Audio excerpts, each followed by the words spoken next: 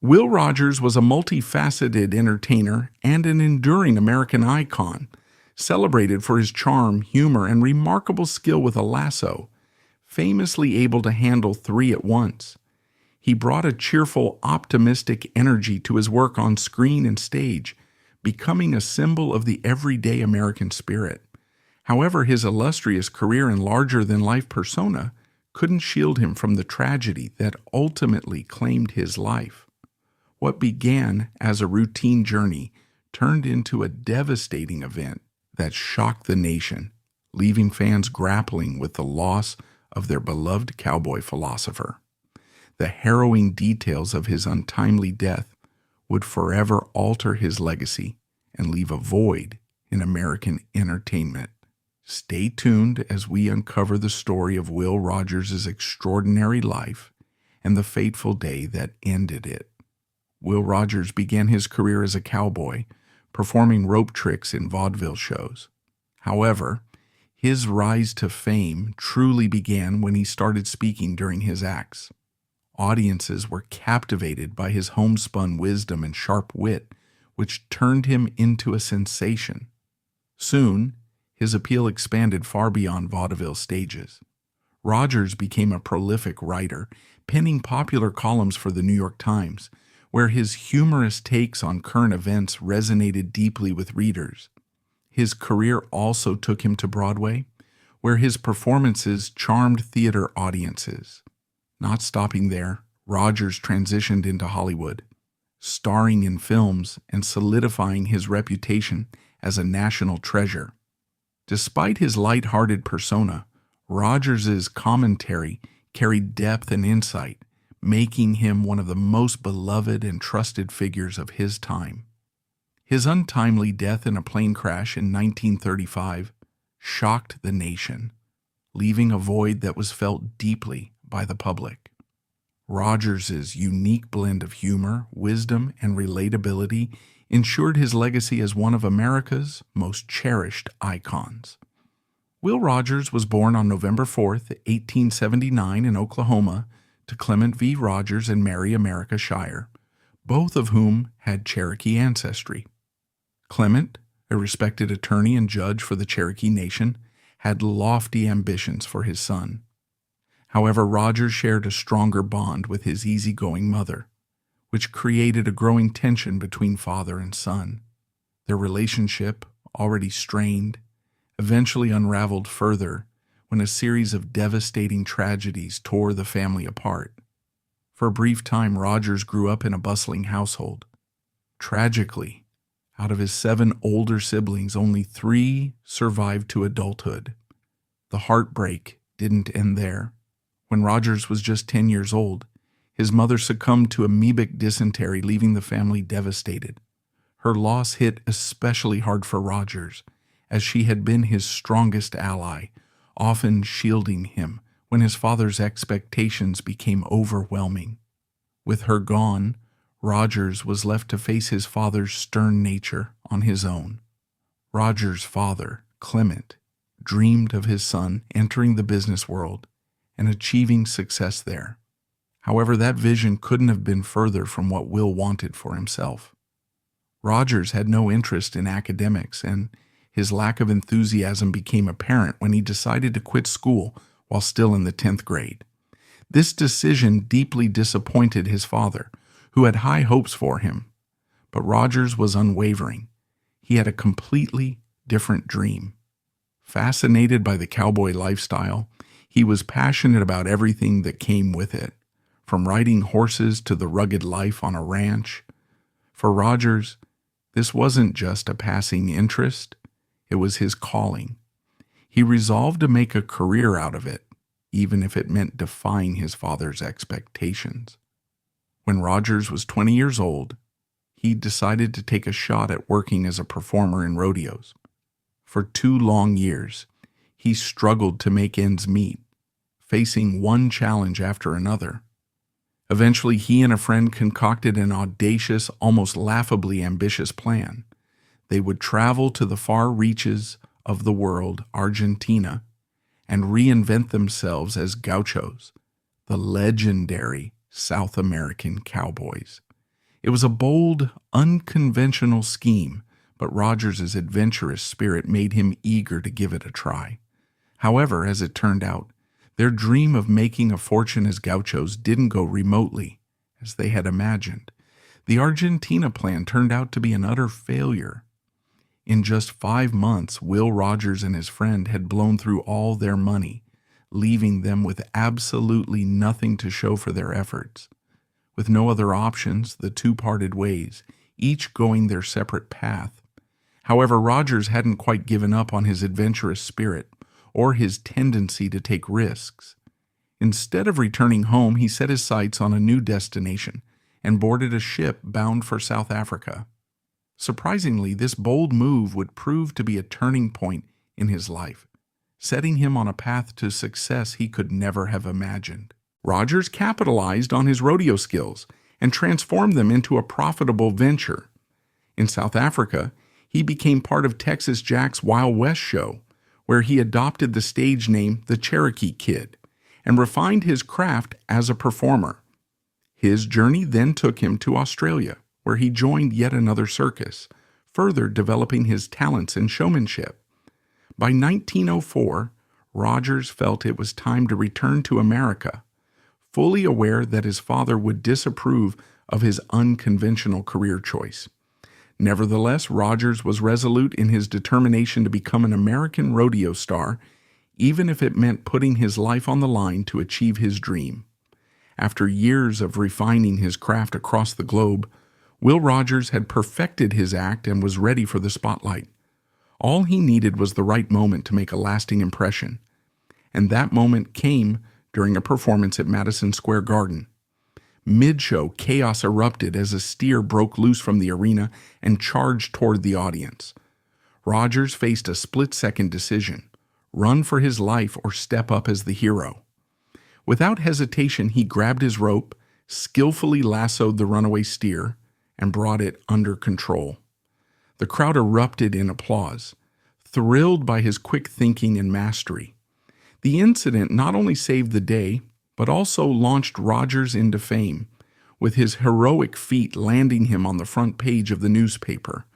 As his reputation grew, shows were clamoring to have the Cherokee Kid as part of their cast. Rogers' career was undoubtedly on the rise, with opportunities pouring in from all sides. However, just as his professional life seemed to be reaching new heights, his romantic life delivered a harsh and unexpected blow. In 1906, Will Rogers met Betty Blake and quickly fell head over heels. Ready to propose, he was confident that Blake saw the kind-hearted and genuine man he was, which undeniably drew her to him. However, one thing about Rogers gave her pause: his passion for show business. Blake had no desire to marry someone with such an unpredictable and unstable career, so she turned him down. Rogers, deeply in love, realized one thing: if he wanted to win her heart, he would need to make a significant change in his life. Rogers eventually realized that his love for Blake outweighed his passion for show business. Determined to win her back, he proposed again, but this time with a heartfelt promise. He assured Blake that if she agreed to marry him, he would leave show business behind and settle down with her in Oklahoma. Moved by his sincerity and the depth of his commitment, Blake accepted his proposal. But Betty Blake was in for an unexpected twist. On November 25, 1908, Rogers and Blake tied the knot, with Rogers fully intending to leave show business for good. However, he had already committed to one final performance in New York, so the newlyweds decided to make the trip part of their honeymoon. It was during this trip that Blake saw her husband perform for the first time and witnessed the overwhelming response from the audience. To her surprise, Rogers was flooded with job offers after the show, revealing just how in demand his talents truly were. Blake quickly changed her stance, wholeheartedly deciding to support Rogers in his career ambitions. With her newfound encouragement, the couple's future seemed brighter than ever, and the good news didn't stop there. Throughout this period, Rogers and his father remained at odds. His father viewed Rogers as aimlessly drifting from one profession to another without any sense of purpose. However, things began to shift when Rogers got married and started performing regularly in prestigious venues like New York City. It seemed like the pair were finally on the path to reconciliation. Tragically, that progress was cut short when Rogers' father passed away unexpectedly in 1911. Sadly, he never got the chance to witness the incredible successes his son was about to achieve. Rogers soon received an exciting offer to appear on Broadway, landing a role in the show The Wall Street Girl. However, it was what he did between acts that truly set him apart. As the upscale patrons of the George M. Cohan Theater waited for the next act to start, Rogers stepped onto the stage with his trusty ropes and captivated the audience with his impressive trick roping skills. His unexpected performances turned intermissions into a unique spectacle, showcasing his charm and talent in a way that left a lasting impression. One day, Rogers' cowboy skills caught the attention of someone influential, Florence Ziegfeld, the mastermind behind the famous Ziegfeld Follies. Ziegfeld was so impressed by Rogers' performance that he offered him a spot in the show as a cowboy star, complete with a pony. Initially, Rogers was hesitant about joining a production that leaned heavily on comedy and spectacle, unsure if it was the right fit for his style. However, when he saw the generous paycheck being offered, his doubts quickly disappeared. The show was Florence Ziegfeld's Midnight Frolic, a high-profile production, and Rogers realized that to stand out, he needed to infuse his act with humor. This decision marked a bold shift in his performance style. However, it wasn't an easy transition. It seemed like an impossible task at first. The challenge became even more daunting after his debut, which failed to leave the impression he had hoped for. Yet, this initial stumble would only fuel Rogers' determination to refine his craft and win over audiences. Rogers' act began in a way that seemed destined for disaster. He opened with, "Well, what shall I talk about? I ain't got anything funny to say. All I know is what I read in the papers." It wasn't exactly the kind of line to win over an audience, and starting a performance by essentially admitting you're not funny sounded like a recipe for failure. Here he was, an unremarkable cowboy, facing a skeptical and hostile crowd. By all accounts, it seemed like the night would end in disaster. But then something unexpected happened. Rogers openly admitted to the audience that he wasn't naturally funny. And to his surprise, they loved him for it. His honesty and self-deprecating humor endeared him to the crowd. Rogers embraced his identity as the everyman, using his act to critique the wealthy for exploiting the less fortunate. This was a bold move, especially given that many of the theater's patrons likely belonged to the upper class. Yet it didn't matter. Audiences couldn't get enough of his unpolished, relatable cowboy charm. Another irresistible quality that drew audiences to Rogers was his distinctive delivery. It wasn't just what he said that captivated people, it was how he said it.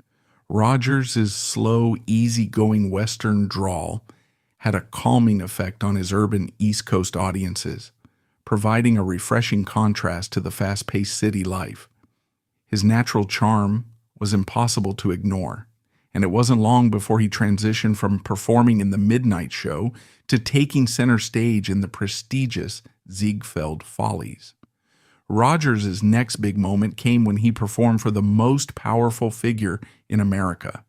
During one of his acts at the Ziegfeld Follies, he glanced into the audience and spotted none other than President Woodrow Wilson. Seizing the opportunity, Rogers decided to take an enormous gamble. He improvised a humorous critique of Wilson's policies.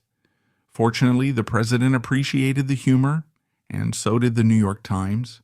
In fact, the paper went so far as to compare Rogers to Aristophanes, the legendary Greek playwright known as the father of comedy, who famously used wit to challenge authority. This glowing praise not only validated Rogers' unique style, but also propelled his career into an exciting new phase, solidifying his place as a social commentator with a knack for blending humor and insight. Rogers made his cinematic debut with the silent western Laughing Bill Hyde, produced by Samuel Goldwyn Pictures. Interestingly, despite its western theme, the movie was shot in New Jersey. While it's known that audiences flocked to theaters to watch Rogers in action, much of the film's legacy is a mystery. No known copies of Laughing Bill Hyde have survived to this day. Rogers quickly discovered a passion for working in film, and the burgeoning Hollywood industry presented him with an enticing opportunity. In the early 1920s, as filmmaking shifted westward to California, Rogers decided to take the leap and join the migration to Hollywood. Fortunately, this move wasn't much of a financial gamble. Samuel Goldwyn, recognizing Rogers' star potential, had sweetened the deal by offering him 3 times the salary he earned with the Follies. This bold decision marked a new chapter in Rogers' career, bringing him closer to even greater fame and influence.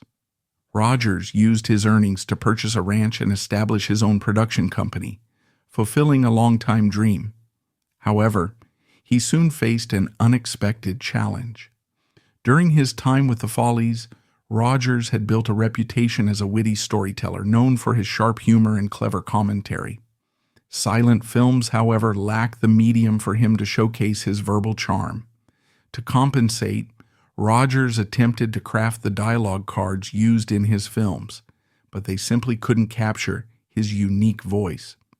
Frustrated, he produced several silent movies before ultimately deciding to step away from the format altogether. As Rogers began to question whether his move to Hollywood had been the right decision, life dealt him an even harsher blow. Feeling uncertain about his career in film, he decided to step back and focus on his growing family. By then, Rogers and his wife Betty had welcomed 4 children into their lives.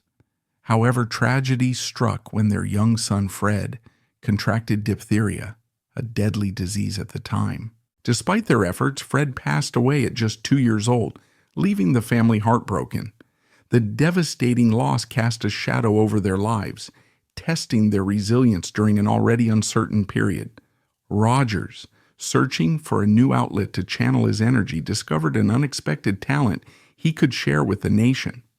Despite never having completed high school, Rogers proved to be a gifted writer. He began contributing regularly to the New York Times, where his sharp wit and down-to-earth insights quickly resonated with readers. His ability to connect with everyday Americans through his writing marked a significant turning point in his career, further solidifying his place as a beloved cultural figure. Rogers' popularity skyrocketed as his columns gained a national audience, appearing in more than 50 newspapers across the country. His ability to blend humor with pointed political critiques made him a household name. Americans eagerly followed his sharp observations, finding both entertainment and truth in his words. His impact was so profound that journalist H.L. Mencken dubbed him the most dangerous man alive, a testament to the power of Rogers' influence and his ability to hold politicians accountable. The nation couldn't get enough of his unique wit and candid wisdom, solidifying his role as a voice of the people. In 1926, Rogers launched a regular column titled Will Rogers Says, which quickly became a nationwide sensation, reaching an astounding 40 million readers. His writings carried consistent themes of simple practical wisdom, encouraging Americans to be good neighbors and advocating for a cautious approach to foreign policy, urging the country to avoid overseas entanglements. Rogers' straightforward and relatable commentary struck a chord with his audience, solidifying his reputation as a voice of reason and wit. But it wasn't just the general public who noticed his growing influence. His insights began attracting attention from leaders and policymakers alike. Recognizing Rogers' sharp insights into international relations, the Saturday Evening Post decided to give him a unique opportunity to showcase his perspective. In exchange for writing a series of articles, the magazine funded an all-expenses-paid European tour for Rogers.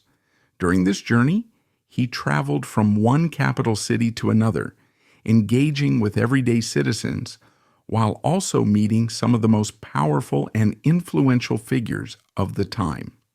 The trip offered Rogers first-hand exposure to the dynamics shaping global events, enriching his commentary and further cementing his reputation as a keen observer of both politics and human nature.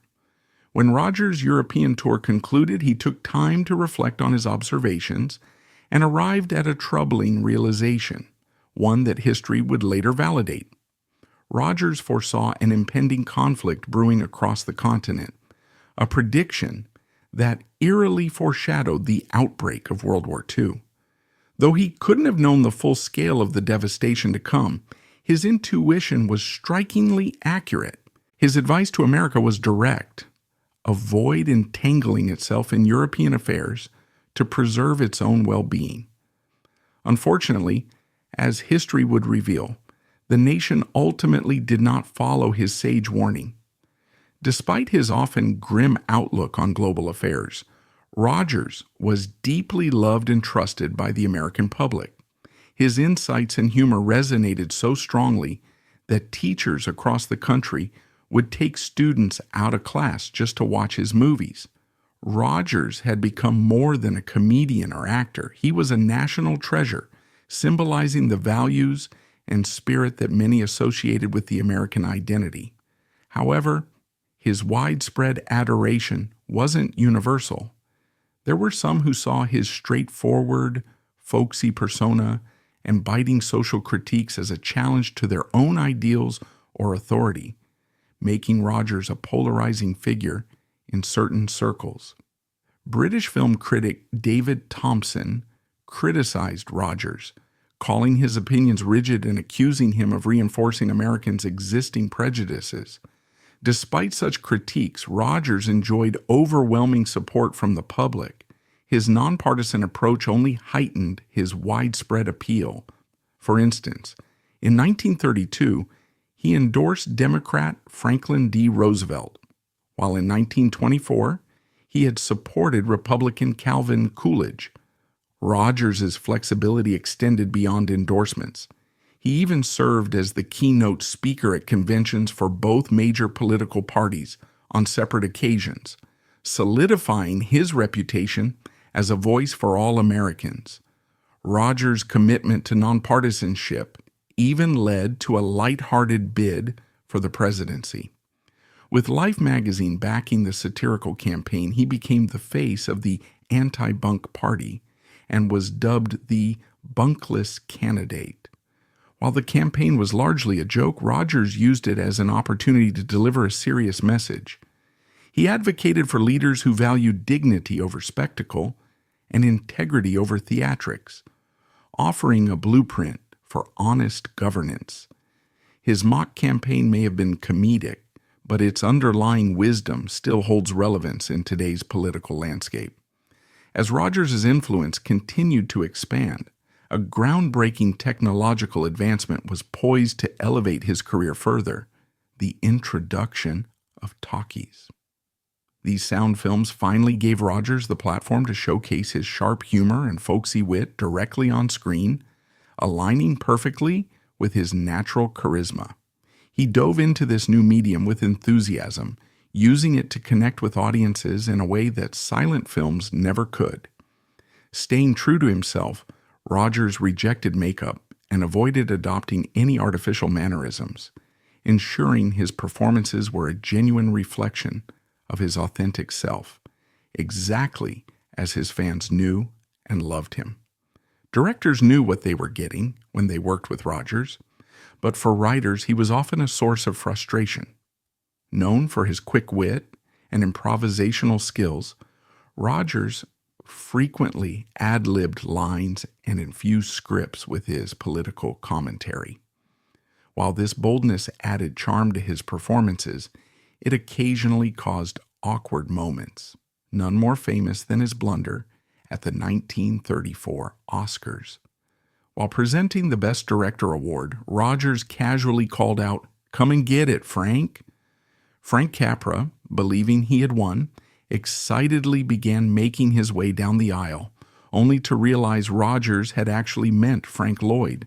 The moment was mortifying for Capra, but it was classic Rogers, unpredictable yet endearing.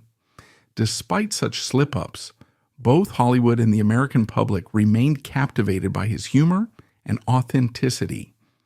In 1935, Rogers reached the pinnacle of his Hollywood career when he was voted the most popular man in the industry.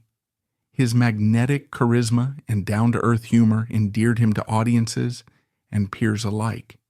His widespread popularity even led to an honorary title as the mayor of Beverly Hills. However, his tenure was short-lived due to legal technicalities that prevented him from officially holding the position.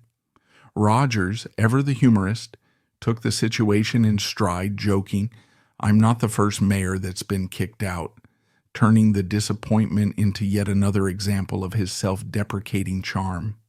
Rogers had a profound passion for aviation, frequently championing its advancements and possibilities in his newspaper columns. He admired trailblazers like Charles Lindbergh and built close friendships with several pilots, including the renowned Wiley Post. Rogers' enthusiasm for flight went beyond admiration. He believed in the transformative potential of aviation for connecting people and expanding horizons. However, his deep connection to the skies and his friendship with Post would ultimately seal his fate in one of the most tragic chapters of his life. In 1935, Wiley Post was charting a potential route connecting Washington state to Russia, a daring venture that captured the imagination of many. Among those intrigued was Will Rogers, who saw the journey as an opportunity to gather material for his popular columns. Rogers requested to join Post at least as far as Alaska, eager to experience the adventure firsthand. Post readily agreed, and the two men set off on what promised to be an exciting expedition.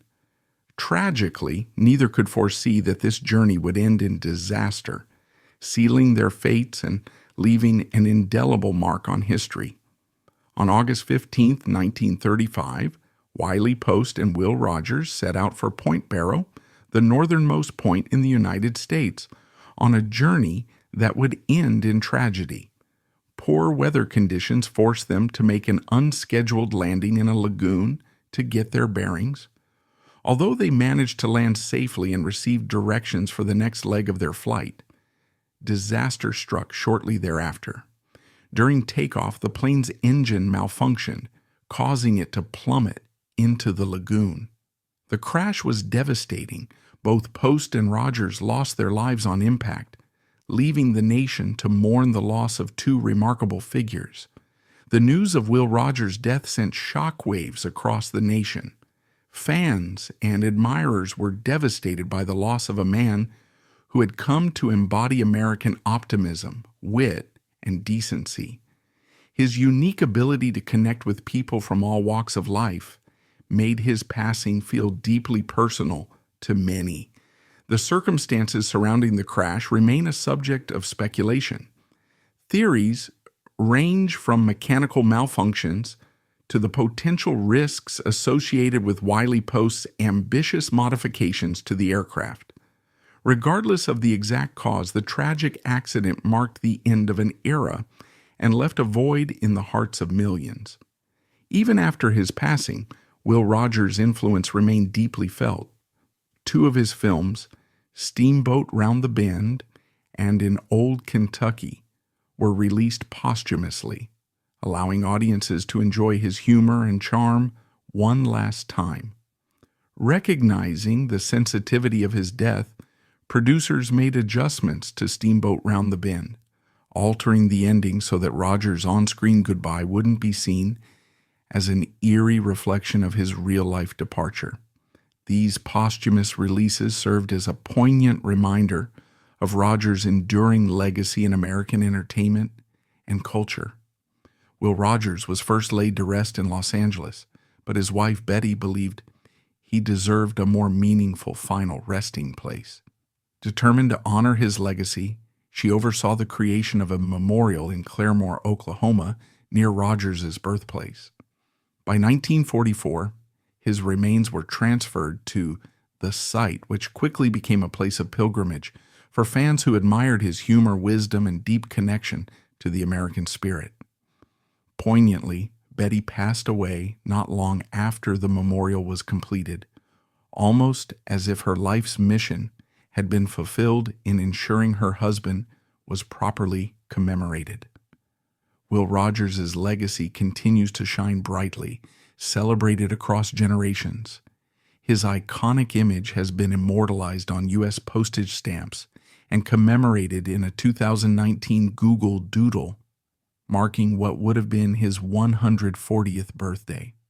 His rare talent for connecting with people, whether through his humor, insightful commentary, or even his masterful rope tricks, cemented his place as a beloved cultural figure. Rogers' ability to bridge divides with charm and wisdom has ensured that his impact remains timeless and unforgettable. If you enjoyed these stories, make sure to give us a thumbs up and subscribe to our channel for more amazing content. Stay tuned. There's plenty more fascinating narratives coming your way. Thanks for watching, and we'll see you next time.